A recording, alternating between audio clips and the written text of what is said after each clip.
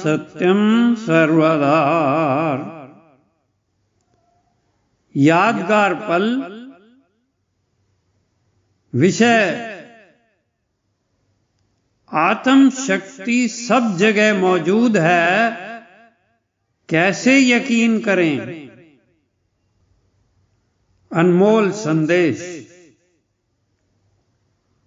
एक बार एक प्रेमी महाराज जी से कहने लगे, महाराज जी, आप कहते हैं कि आत्म शक्ति सब जगह मौजूद है, लेकिन हमें तो वह शक्ति शरीर में काम करती हुई आंखों से नजर नहीं आती,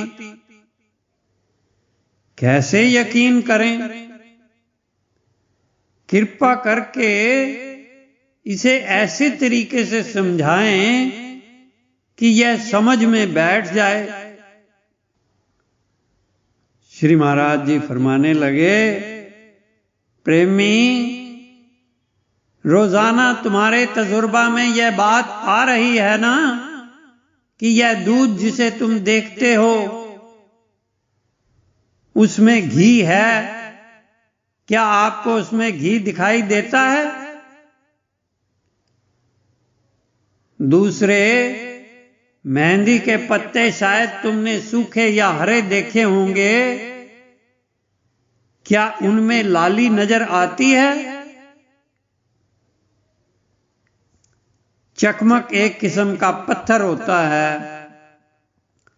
उसमें या माचिस में क्या आग दिखाई देती है?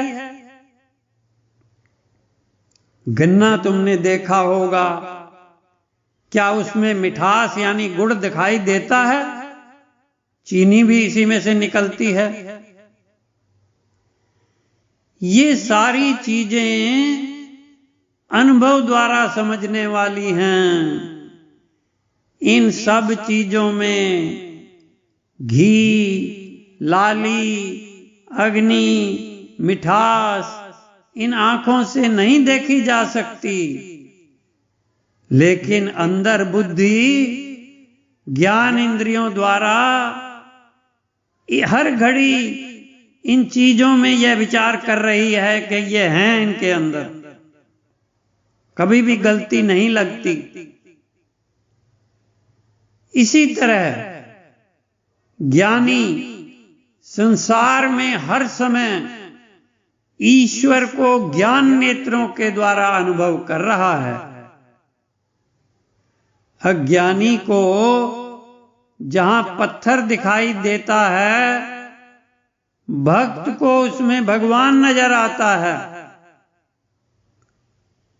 पंडित ने धन्ना जाट से मखौल किया था।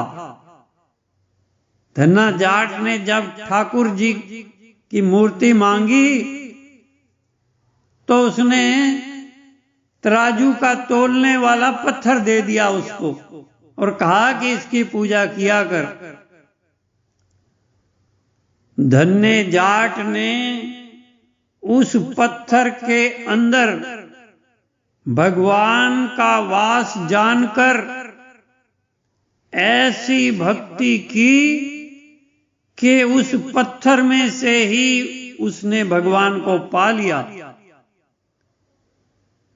मतलब यह कि जितना जितना दृढ़ विश्वास हो जाता है तो मनुष्य हर चीज में उस परम शक्ति का विचार करते हुए चलता है। ऐसा समझकर कि वह जीवन शक्ति उसी तरह हर शरीर के अंदर रोम रोम को शक्ति दे रही है, वह उसे वहीं अनुभव कर लेता है। जिन्होंने इस मनुष्य शरीर के अंदर उस परम सत्ता को अनुभव किया, उनको ही भक्त, ऋषि, मुनि, गुरु आदि कहा जाता है। प्रेमी, जिस तरह साधन द्वारा दूध में से घी, पत्थर में अग्नि, मेहंदी के पत्तों में लाली और गन्ने में मिठास प्राप्त होती है, उसी तरह शरीर के अंदर भी वैसे ही साधना द्वारा उस परम ज्योति का साक्षात्कार होता है। तुम जिस समय सही कोशिश करोगे, साधना करोगे, अपने अंतर विखे उस आत्म सत्ता को अनुभव कर सकोगे।